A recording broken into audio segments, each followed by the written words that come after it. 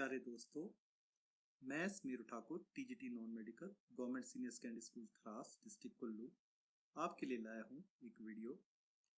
और इस वीडियो में हम चैप्टर 1 रियल नंबर्स वास्तविक संख्याएं इसकी एक्सरसाइज 1.1 के कुछ एक इम्पॉर्टेंट क्वेश्चंस और कंसेप्ट को समझेंगे। तो इसमें हम सबसे पहले जो डिस्कस करेंगे वो करेंगे लॉन्ग डिवीजन प्रोसेस या सामान्य विभाजन प्रक्रिया।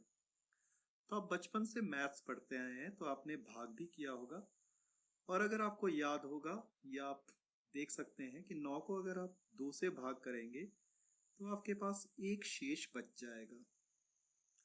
और यहाँ पर 9 आपके पास कैसे आएगा ये आपको सोचना है। ये जो 9 है ये अगर आप 2 को 4 से गुणा कर दें और उसमें 1 जोड़ दें तो आपके पास 9 आ जाता है, क्योंकि 2 चौके 8 होते हैं और 8 और 1 9 होते हैं।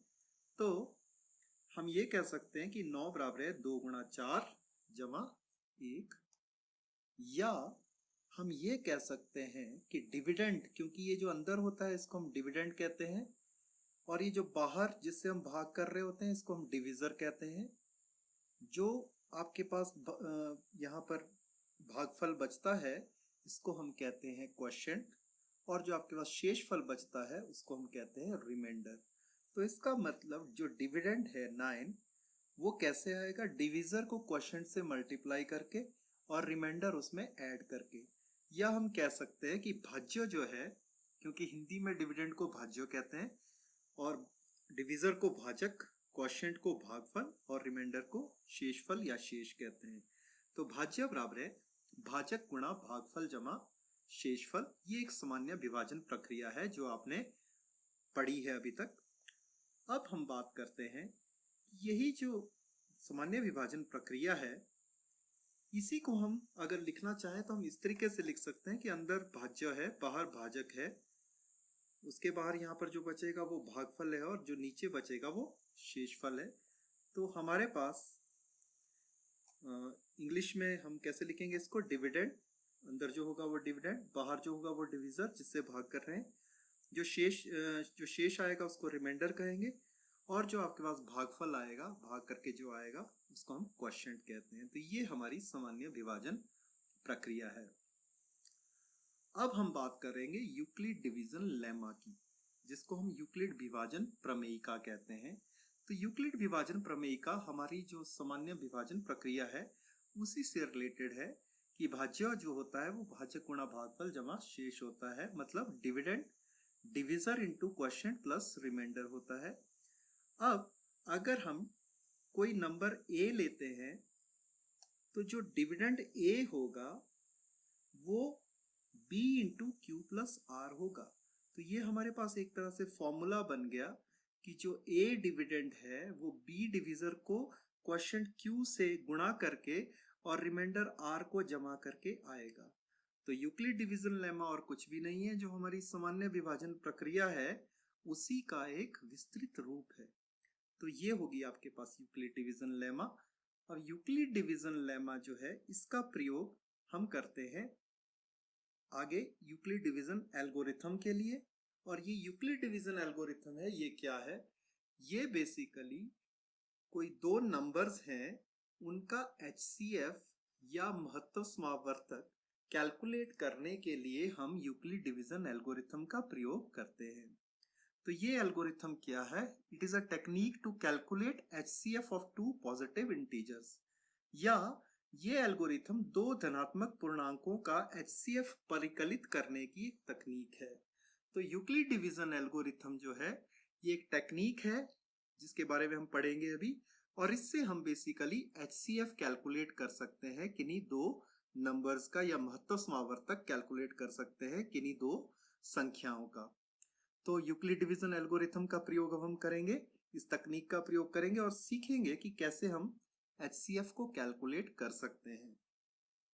तो आइए अब 15 और 20 का HCF हम कैलकुलेट करने की कोशिश करें, परिकलित करने की कोशिश करें 15 और 20 का।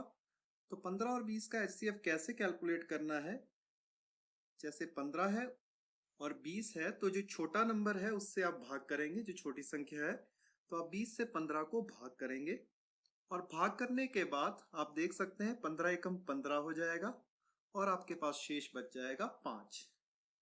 अब आपने क्या करना है, जो यूक्लिड डिवीजन एल्गोरिथम है उसका प्रयोग करना है।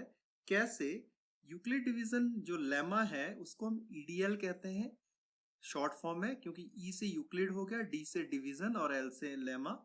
तो ईडीएल से हमारे पास क्या आ जाएगा, 20 बराबर है, 20 किसके बराबर आएगा, 15 गुणा 1 जमा 5। तो हम इस तरह से लिख सकते हैं 20 बराबर है 15 गुणा 1 जमा 5। अब इससे अगला स्टेप बहुत इंपॉर्टेंट है, क्योंकि तभी आपको ये टेक्निक आएगी।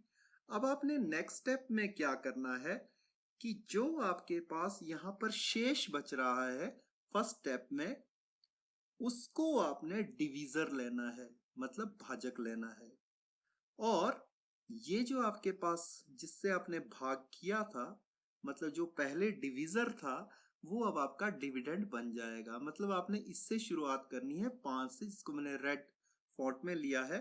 तो नेक्स्ट स्टेप में आप क्या करेंगे कि हम डिवाइड करेंगे 15 को किससे, जो हमारे पास शेष बचा था पिछले स्टेप में, उससे हम क्या करेंगे 15 को भाग करेंगे। और ये प्रक्रिया हम तब तक जारी रखेंगे जब तक कि शेष 0 ना बच जाए। तो अब हमने क्या किया, हमारे पास शेष बचा हुआ था लास्ट स्टेप में 5, और पिछले स्टेप में जो डिविजर था, मतलब जो भाजक था, उसको अब हम डिविडेंड बना देंगे। तो 5 को हम 15 से भाग करेंगे। तो 5 को 15 से भाग करेंगे तो 5 3 होते हैं 15, शेष आ गया आपके पास 0।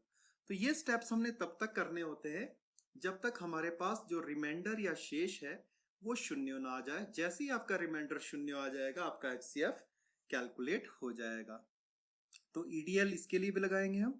तो 15 बराबर है 5 गुणा 3 जमा 0। और यहाँ पर जो बेसिकली आपके पास लास्ट में जो डिविजर बचेगा वही आपका एचसीएफ होगा। लास्ट में अंत में जो आपके पास भाजक बचेगा जिससे कि शेष 0 आ रही है, वही आपका एचसीएफ होगा। तो ये जो अंत में भाजक बच जाएगा यही एचसीएफ है। तो इसका मतलब 15 और 20 का जो एचसीएफ है वो आपके पास आ जाएगा 5। वैसे ही हम एचसीएफ कैलकुलेट करेंगे 135 और 225 का। तो 135 और 225, 135 से 225 से 135 को भाग किया तो आपके पास रह जाएगा यहाँ पर शेष 90। अब ये जो शेष आया इससे 135 को भाग करेंगे तो ईडीएल लगाएंगे पहले, तो 225 आ जाएगा 135 गुणा 1 जमा 90। वैसे ही अब 90 से करेंगे, ये जो शेष है इससे भाग करेंगे 135 को, तो 90 कम 90, शेष आ गया आपके पास 45। यहाँ पर भी ईडीएल लगाएंगे तो ईडीएल से आ जाएगा 135 बराबर है 90 गुणा 1 जमा 45। अब जो इसमें शेष बच रहा है 45, उससे 90 को भाग करेंगे। तो 45 से जब 90 को भाग करेंगे, 45 दूने होते हैं 90, तो शेष बच गया आपके पास 0। इसके लिए हम ईडीएल लगाएंगे। तो ईडीएल लगाएंगे तो ईडीएल से आ जाएगा 90 बराबर है 45 गुणा 2 जमा 0। तो ये जो 45 हमारे पास बचा है लास्ट में, यही तो आपका एचसीएफ है। तो इसका मतलब एचसीएफ 135 और 225 का आ जाएगा 45। वैसे ही हम एक और प्रश्न डिस्कस करेंगे 867 और 255 का एचसीएफ। तो 255 से भाग करेंगे 867 को, तो 255 तीन होते हैं 765, शेष बच जाएगा आपके पास 102। और 102 से 255 को भाग करेंगे, 102 दूने होते हैं 204, शेष बच जाएगा 51। अब इस 51 से 102 को भाग करेंगे, 51 दूने होते हैं 102। हर एक स्टेप के लिए हम ईडीएल लगाएंगे। तो ईडीएल 867 के लिए आ गया 255 गुणा 3 जमा 102, 255 के लिए आ गया 102 गुणा 2 जमा 51, और 102 के लिए आ गया 51 गुणा 2 जमा 0। और ये जो लास्ट में 51 बचा, यही तो आपका एचसीएफ है। तो इसी के साथ मेरा ये वीडियो जो है वो खत्म होता है। मैं उम्मीद करता हूँ कि आपने जो ये ईडीएल है, यूक्लिड डिवीजन लेमा, इसको अच्छे ढंग से समझा होगा और इसके बेसिस पे आप एचसीएफ को कैलकुलेट कर पाएंगे। Thank you.